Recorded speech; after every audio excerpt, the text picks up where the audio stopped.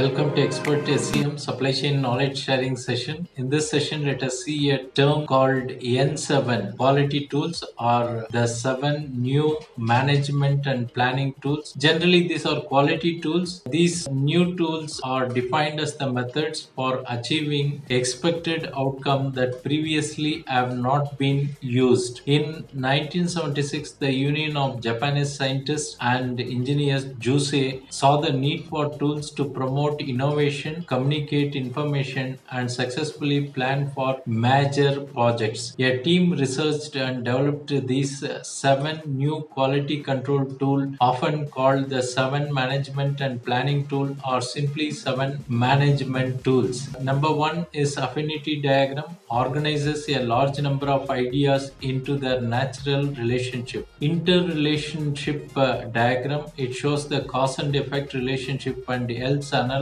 the natural link between different aspects of a complex situation. The tree diagram breaks down the broad categories into finer and finer levels of detail, helping to move step by step thinking from generalities to specifics. Matrix diagram shows the relationship between 2, 3, or 4 groups of information and can give information about the relationship, such as its strength, the role played by various individuals, or measurement. Matrix data analysis, a complex mathematical technique for analyzing matrices, often replaced by similar prioritization matrix. A prioritization matrix is an L-shaped matrix that uses pairwise comparison of a list of options to a set of criteria in order to choose best option. Arrow diagram. This shows the required order of tasks in a project or a process, the best schedule for the entire project or potential scheduling,